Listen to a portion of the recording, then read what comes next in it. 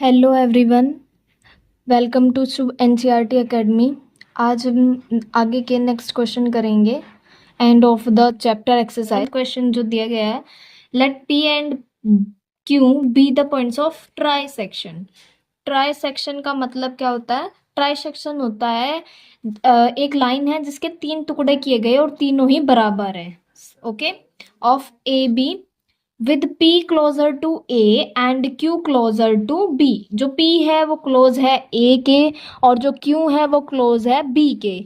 Using your knowledge of how to find the coordinate of the mid point of the segments. आपको अपनी knowledge का इस्तेमाल करते हुए आपको फाइंड आउट करना है। क्या फाइंड करना है? कोऑर्डिनेट फाइंड आउट करने हैं mid point of the segments.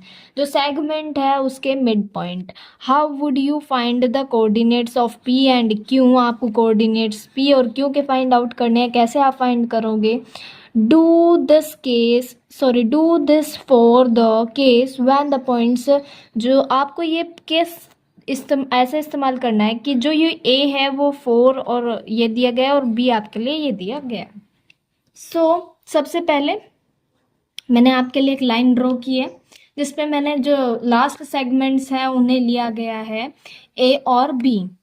ए और बी के कोऑर्डिनेट्स भी मैंने लिख दिए हैं, पी और क्यू भी मैंने लिख दिया है। इसने बोला था ट्राई सेक्शन। ट्राई सेक्शन का मतलब क्या है? हमारे पास जो ए पी है वो बराबर है पी क्यू के और बराबर है क्यू बी। ये तीनों पार्ट्स जो है इक्वल हैं, इनकी जो वैल्यू है वो इक्वल है। जो हम लेट कर लेते हैं, जो P के कोऑर्डिनेट है वो x1 एंड y1 है एंड Q के जो कोऑर्डिनेट है वो x2 एंड y2 है। ओके, Q का जो मिड पॉइंट है वो क्या है? P।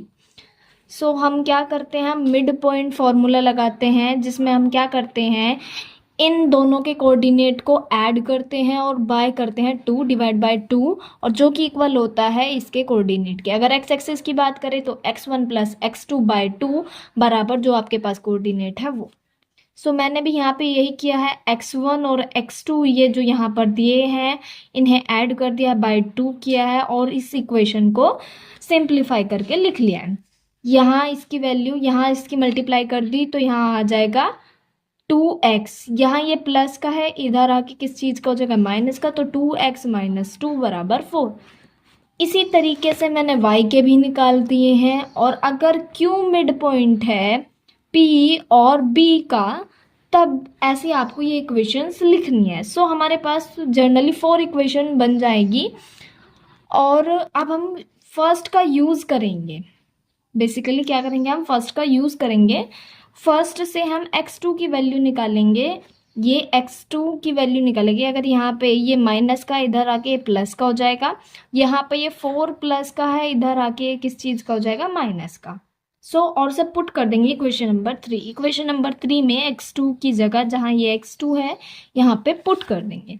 मैंने पुट कर दिया है, आप देख सकते हैं। पुट करने के बाद 2 ब्रैकेट, ये जो वैल्यूज निकाली है 2x1 minus 4 bracket close minus x1 बराबर 16। 2 की मल्टीप्लाई इस पूरे ब्रैकेट में कर देंगे तो 2 2 ज़ा 4x1, 2 4 ज़ा 8 माइनस x1 बराबर 16। अब हम सिंप्लीफाई करेंगे। दिस इज 4x1 एंड ये है माइनस x1। 4x1 में से माइनस x1 कर देंगे तो हमारे पास क्या बचेगा? 3x1 जो कि बराबर होगा, यहाँ पे ये 8 माइनस का है, इसे हम इधर ले जाएंगे। यहाँ पे क्या आ जाएगा? ये प्लस का। तो 16 प्लस 8 होता है 24। x1 की वैल्यू हमारे पास फाइनल निकल के जो आई है वो आई है 8।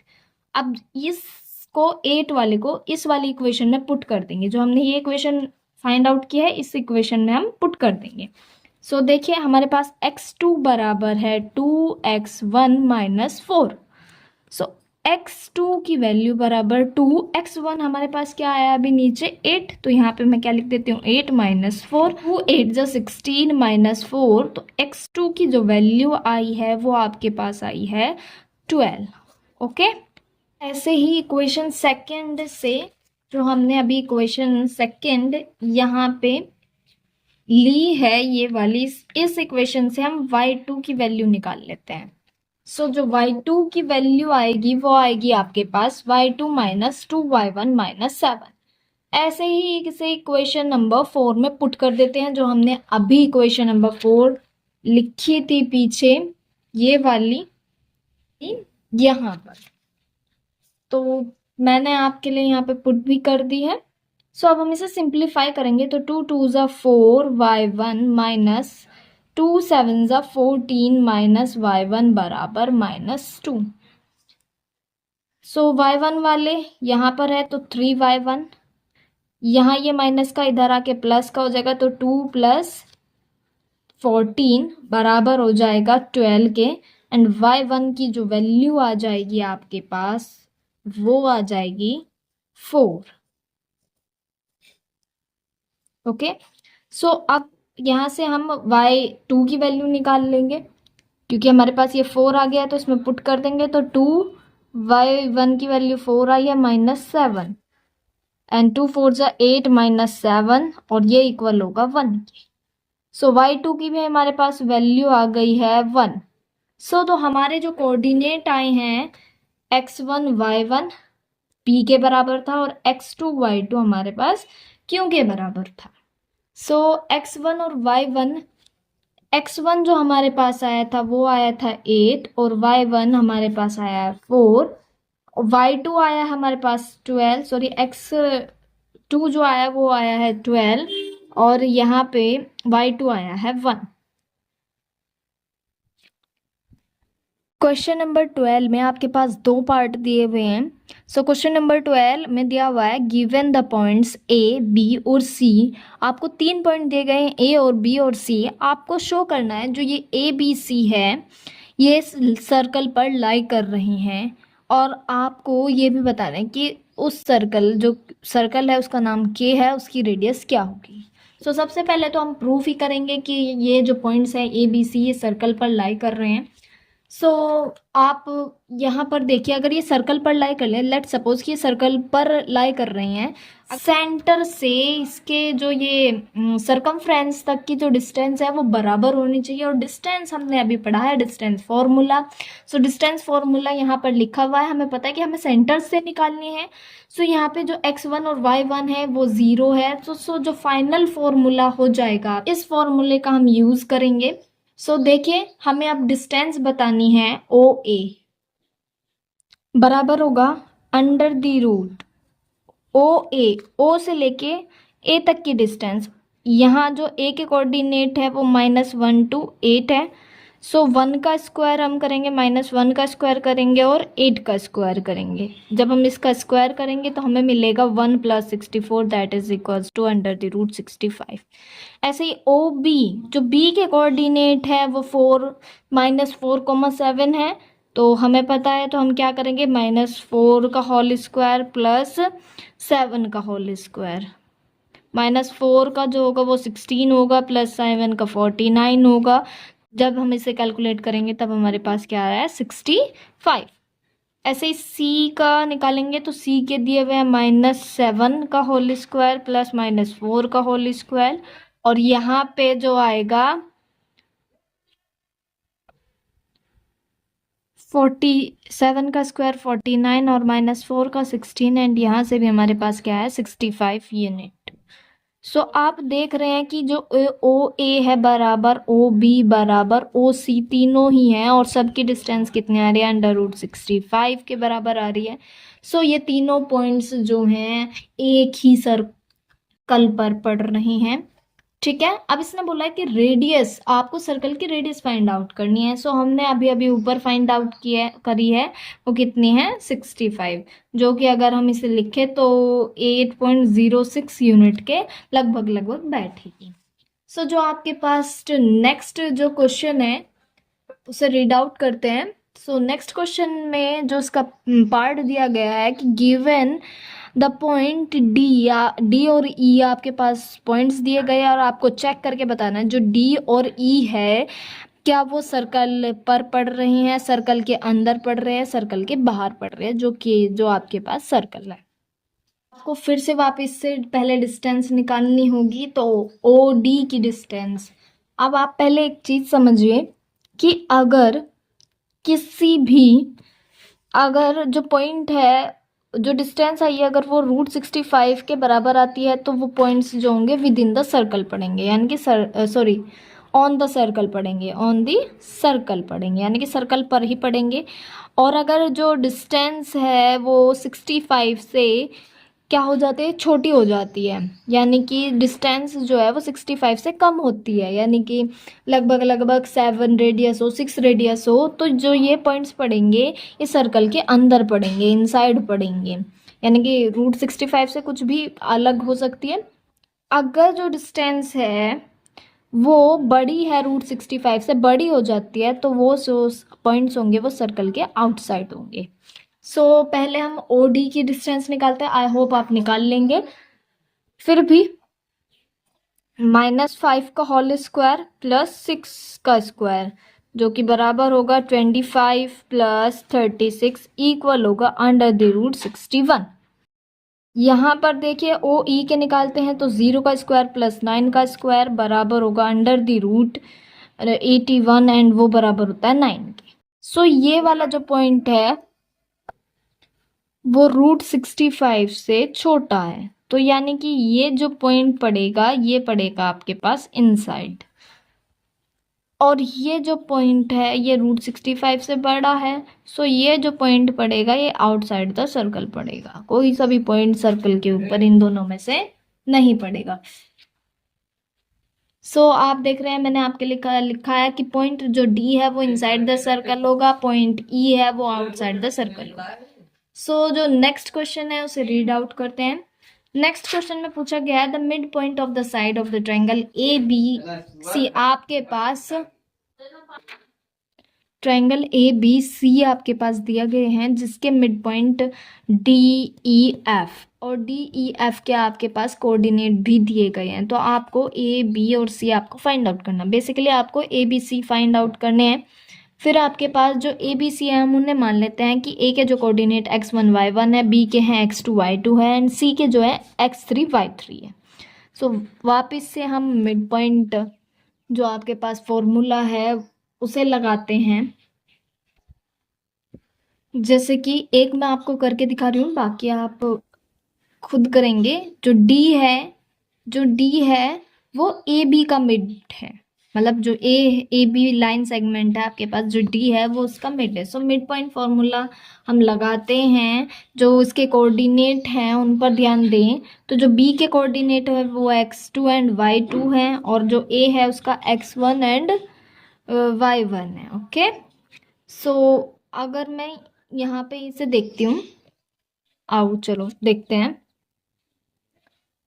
जो x1 है प्लस x2 है बाय 2 वो बराबर हो जाएगा 5 के, और y1 प्लस y2 है वो बराबर हो जाएगा किस चीज़ के आपके पास 1 के। ओके, सो यहाँ से जो इक्वेशन आएंगी पहले फर्स्ट ऑफ ऑल वो इक्वेशन लिख लीजिए, x1 प्लस x2 बराबर हो जाएगा 10 के, यहाँ से आ जाएगा y1 प्लस y2 बराबर हो जाएगा 2 के। So this is first equation, this is second equation. वापिस से E is the mid point, MP यानी कि यहाँ पे मिड पॉइंट है, मिड पॉइंट आपके पास BC के, तो BC अब आप लिखिए और मैं आपको दिखाती हूँ कि कैसे कैसे आगे होगा। आपके पास E के मिड पॉइंट और इक्वेशन कुछ इस तरह की आई होगी। अगर आपने F जो है वो मिड पॉइंट होगा AC का, तो इक्वेशन कुछ इस प्रकार आई होगी। अब आपको क्या करना है, जो आपके पास 1, 3 और 5 है उन्हें ऐड करना है एक साइड, और जो इक्वेशन आई आपके पास 2, 4, 6 उन्हें ऐड करना है एक साइड। आपको जो इक्वेशन ऐड करने के लिए कहा है, ऐड करनी है इक्वेशन आपको, इक्वेशन 1, 3 और 5। सो जो 1 इक्वेशन है x1 प्लस x2 आई थी, जो नेक्स्ट थी x2 प्लस x3 आई थी, और जो लास्ट वाली थी वो x3 प्लस x1 आई थी, जो कि बराबर थी 10 प्लस 12 प्लस 0। सो यहाँ पे आपको दिख रहा है 2x1 है, एक x1 ये रहा और ये रहा, 2x2 हो जाएगा प्लस 2x3 हो जाएगा, बराबर हो जाएगा आपके पास 22। सो अगर मैं 2 कॉमन ले लूँ, x1 plus x2 plus x3 बराबर हो जाएगा 22, x1 plus x2 plus x3 बराबर हो जाएगा आपके पास 11। सो यहाँ पर थोड़ी छोटी सी मिस्टेक हो गई थी। क्या मिस्टेक हुई आप देखिए, यहाँ पर 6 2 12 हो गया और मैंने यहाँ पे बाय मिस्टेक 6 लिख दिया था, सो सॉरी। यहाँ पर आप 12 कर लीजिएगा। अब जो नेक्स्ट है, अब आप यहाँ पर इक्वेशन जो आपने फर्स्ट सेकंड थर्ड लिखी थी, अब हम उनका यूज करेंगे। जो x1 प्लस x2 था स्टार्टिंग में, यहाँ पे जो आपके पास वैल्यू थी, आपको याद हो तो ये 10 के बराबर थी। फ्रॉम यूजिंग इक्वेशन 1, वहां पे जो इसकी वैल्यू थी वो 10 थी कि x1 प्लस x2 बराबर था 10। सो यहाँ पे हम लिख देंगे 10 प्लस x3 बराबर हो जाएगा 11। सो जो मेरे पास जो पॉइंट आए हैं x3, तो यहाँ पे जो पॉइंट आ जाएगा वो x3 बराबर कितना आ जाएगा 1। ओके, नाउ जो इक्वेशन है, अब हम क्या करेंगे, x3 हमारे पास आ गया है। अब हमारे पास जो इक्वेशन नंबर 5th थी, इक्वेशन नंबर 5th, जिसमें क्या लिखा हुआ था x1 प्लस x3 बराबर था 0 के। सो जो हमारे पास 3 है, x1 प्लस x3 की वैल्यू 1 आई है 0, तो x1 की वैल्यू आपके पास आ जाएगी -1। अब आपके पास x3 x1 इसकी वैल्यूज आ चुकी है। अब जो फाइनल इक्वेशन जो हमारे पास बनी थी, इसे मैं नाम दे देती हूँ 7। सो इसमें पुट कर देते हैं। यहाँ हम पुट करेंगे इक्वेशन नंबर 7 में। सो x1 की वैल्यू आई है -1 प्लस x3 की जो वैल्यू आई है आपके पास वो आई है +1 बराबर आया है 11। सो ये हो गया कैंसिल आउट। जो आपके पास x2 है उसकी वैल्यू आ जाएगी आपके पास 11। Got it. सो अब हम y की वैल्यूज निकाल लेंगे, y1 y2 की। सो हम यूज कर रहे थे, हम ऐड कर रहे थे, ऐड करेंगे इक्वेशन 2 4 एंड 6। सो वहां पर था y1 plus y2 plus y2 plus y3 y3 plus y1 बराबर था आपके पास जो इक्वेशन वहां पर लिखी हुई थी स्टार्टिंग में। सो 2 प्लस 10 प्लस 6। सो यहाँ पर y और y1 ये रहा, तो 2y1, ऐसे ही 2y2 आ जाएगा और ऐसे ही आपके पास 2y3 हो जाएगा, बराबर आ जाएगा आपके पास 18। सो y1 plus y2 plus y3 जो बराबर हो जाएगा आपके पास वो आ जाएगा 9। ओके, सो ये जो इक्वेशन होगी ये इसे 8 मान लेते हैं। अब हम यूज करते हैं यूजिंग जो इक्वेशन नंबर सेकंड था, जो y1 प्लस y2 की वैल्यू थी वो थी 2। सो हम इस इक्वेशन में पुट करेंगे कि y1 प्लस y2 की वैल्यू हमारे पास कितनी थी 2। नाउ जो इक्वेशन नंबर 9 है इसमें पुट करते हैं, पुट इन इक्वेशन 9 में पुट करते हैं। सो यहाँ पर 2 प्लस y3 बराबर 9। सो y3 की वैल्यू जो आ जाएगी वो आ जाएगी 7। ये यहाँ पे प्लस का था, इधर आके माइनस का हो जाएगा। ओके, अब नाउ हम यूज करते हैं यूजिंग। अब हम क्या करते हैं, इस जो ये इक्वेशन है हमारे पास y3 की वैल्यू आ गई। सो अब हम जो इक्वेशन थी यूजिंग इक्वेशन नंबर 6, जिसमें आपको दिया गया था y3 प्लस y1 बराबर था आपके पास 6। सो इस इक्वेशन में जब हम ये y3 की वैल्यू 7 पुट करेंगे, देन जब हमारे पास y1 क्या आ जाएगा 6 माइनस 7, सो y1 बराबर आ जाएगा -1। नाउ अब हम यूज करेंगे, आप इसमें जो इक्वेशन नंबर 4 है उसका भी यूज कर सकते हैं, मैं उससे भी यूज करके दिखा सकती हूँ। इक्वेशन नंबर 4 जो था आपके पास वो आया था y2 प्लस y3 बराबर था 10 के। सो y2 की वैल्यू हमें फाइंड आउट करनी है एंड y3 के हमारे पास यहाँ पर ये 7 है। आप देखिए जो प्लस की 7, सो y2 की वैल्यू आ जाएगी 10 minus 7, so y2 is equals to 3।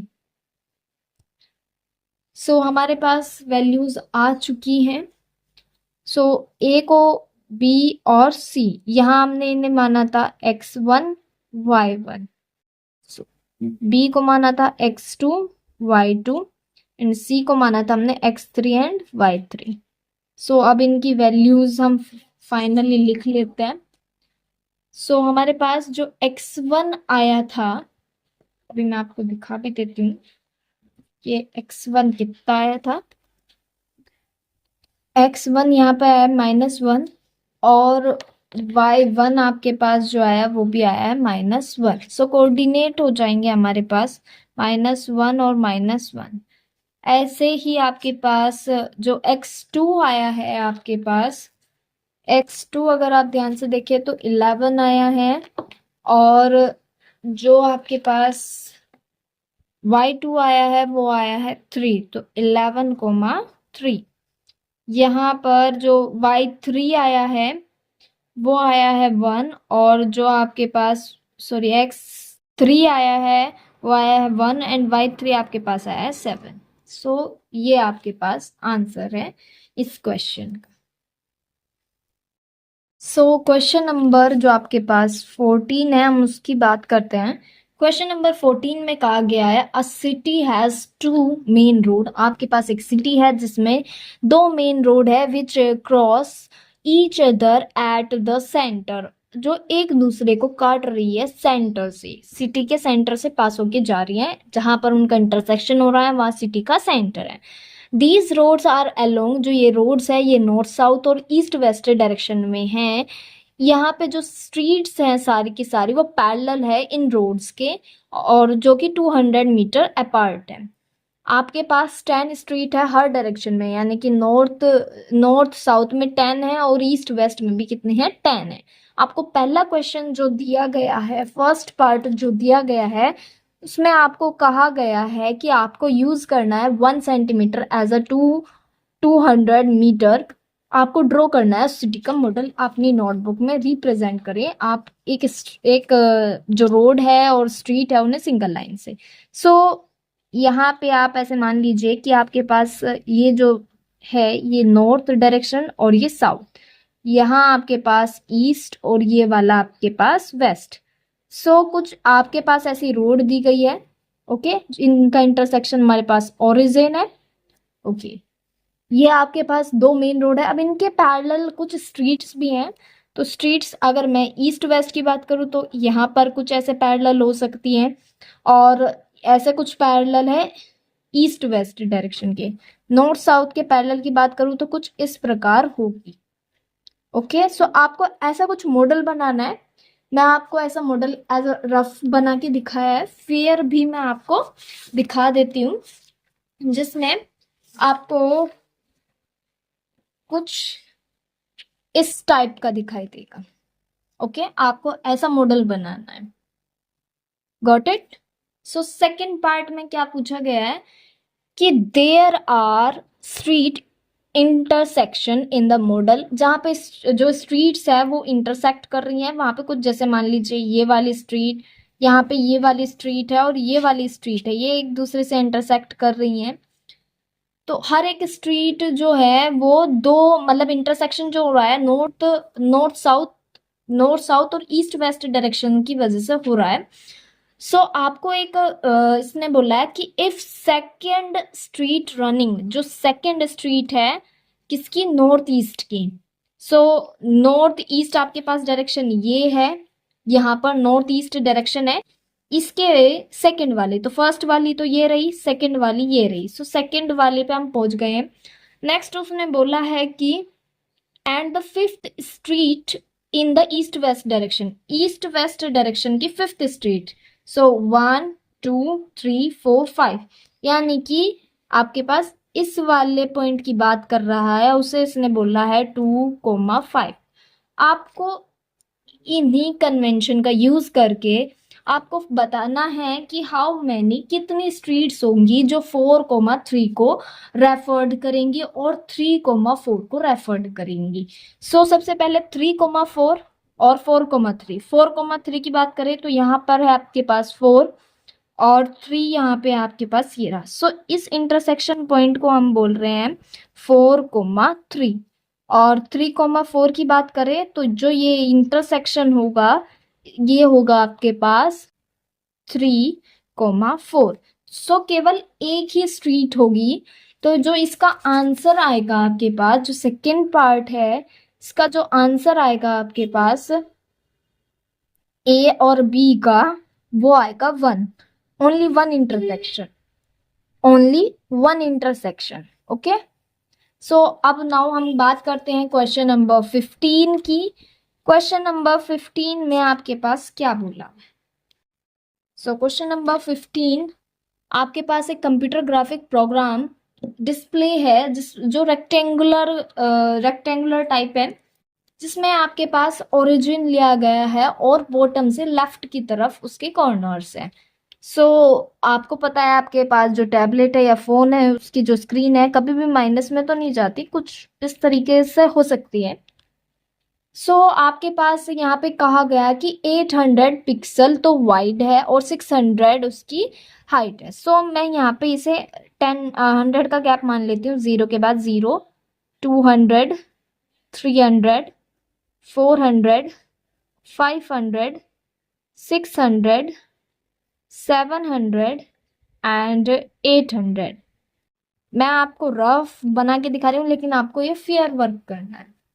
यहाँ पे इसने 600 की बात की है, सो यहाँ पे भी 10 का गैप, 100, 200, 300, 400, 500 एंड 600। ओके। फिर इसने कहा है कि आपके पास एक सर्कुलर आइकन है जिसकी रेडियस जो है वो 80 पिक्सल है, is drawn with the centre से ड्रॉन की गई है। जब पॉइंट दिया है 100 से 150, सो 100 और 150 कुछ पॉइंट यहाँ पर बैठेगा। और जो दूसरा आइकन है उसकी जो रेडियस दी गई है वो दी गई है आपके पास 100 पिक्सल की। सो आपके जो पॉइंट्स दिए गए हैं वहाँ की बात करा तो पॉइंट्स जो आपको दिए गए 250 यानी कि बीच में, और 230 समथिंग लाइक यहाँ पे। ओके। जब आप इसे ग्राफ में बनाएंगे तो ग्राफ में मैं आपको रिप्रेजेंट अभी करूँगी, आप देखेंगे आप। सो यहाँ पे आपको सर्कुलर रेडियस बनानी है जो कि कितनी 80 पिक्सल की है। सो हमारे पास जो हमें पता है कि 100 का है, तो आपके पास जो रेडियस बनेगा वो 0.8 सेंटीमीटर का बनेगा जो ए पॉइंट के लिए। ए पॉइंट आपके पास क्या दिया गया था 100 to 150, एंड जो आपके पास बी पॉइंट है उसके लिए आपके पास 100 पिक्सल का दिया है। सो और 100 ही हमारे पास है तो 1 सेंटीमीटर का, यानी कि आपको कंपास लेना है। और कंपास से जब आप बनाएंगे इसे, तो कंपास से जब आप बनाएंगे इसका सर्कल, तो ऐसा कुछ सर्कल बनेगा। और आपको यहाँ पे बताना है कि जो पहला पार्ट है उसने पूछा है कि whether any either circle lie outside the screen, क्या कोई सर्कल है जो इस स्क्रीन से बाहर जा रहा है। सो जो फर्स्ट का आंसर होगा वो होगा नो, कि कोई भी ऐसा पार्ट नहीं है जो इस सर्कल से बाहर जा रहा होगा। सेकंड जो आपके पास पार्ट है उसने पूछा है कि whether two circle intersect each other, जो ये दो सर्कल है क्या एक दूसरे को इंटरसेक्ट कर रहे हैं। तो आपको स्क्रीन पे भी दिखाई दे रहा होगा कि ये जो सर्कल है ये इंटरसेक्ट एक दूसरे को कर रहे हैं। सो यहाँ पे आ जाएगा यस। ओके। नाउ जो क्वेश्चन नंबर 16 है हम उसकी बात करते हैं। आपको प्लॉट करने के लिए दिया गया है, आपके पास जो पॉइंट्स हैं ए बी सी डी आपको प्लॉट करने हैं और आपको बताना है कि क्या ये स्क्वायर है या नहीं। आप कैसे एक्सप्लेन करेंगे कि ये एक स्क्वायर है, और आपको उसका एरिया भी निकालना है। सो आप प्लॉट कीजिए, आई होप आप प्लॉट कर लेंगे। और सो प्लॉट करने के बाद कुछ इस तरीके का आपके पास आएगा। सो आपको ये कैसे फाइंड आउट करेंगे कि ये स्क्वायर है या फिर नहीं। सो आप जब आप फाइंड आउट करेंगे, आप इसे ज्वाइन कर देंगे तो आप ए बी की डिस्टेंस निकालेंगे, क्योंकि हमें पता है कि अगर स्क्वायर होगा सो ए बी बराबर होगा बी सी बराबर होगा सी डी और ये बराबर होगा ए डी। आपके पास जो ये चारों साइड हैं ये बराबर होंगी, आपको ये देखना है। सो जब आप इसे फाइंड आउट करेंगे ये चारों साइड आपके पास बराबर हो जाएंगी। ओके और जैसे कि अगर मैं ए बी की बात करूं तो ए बी अगर मुझे निकालना होगा तो मैं कैसे निकालूंगी, ए बी तो यानी कि 2 में से माइनस करूं -1, सो 2 में से माइनस करना है मुझे -1, सो +1 हो जाएगा, प्लस 1 में से माइनस करूंगी मैं -1, 1 में से माइनस करूंगी -1, सो ये भी प्लस हो जाएगा। और आप इसे सॉल्व करेंगे तो √9 + 1 दैट इज इक्वल्स टू 10। ऐसे ही जब आप बी सी निकालेंगे वो भी आपके पास √10 आएगा, और सी डी निकालेंगे वो भी आपके पास क्या आएगा, √10। ओके और इसका फाइनल आंसर भी मैं आपको अभी स्क्रीन पे दिखाई दे रहा होगा। और तो ये एक स्क्वायर होगा। अगर आपको एरिया निकालना है तो जो इसका एरिया होगा, क्योंकि हमने साइड अभी बता दिया है कि 10 सेंटीमीटर आया है, सो अगर मुझे इसका एरिया निकालना है so area of A B C D square आपके पास क्या होगा, साइड इंटू साइड या साइड का होल स्क्वायर। साइड जो आई है √10 का होल स्क्वायर, सो आपके पास आ जाएगा 10 unit square. Okay so I hope आपको ये अब चीज़ें ये सारे क्वेश्चन समझ में आए हों। अगर आपको किसी भी प्रकार का कोई भी डाउट हो तो आप कमेंट सेक्शन में बता सकते हैं। Thank you.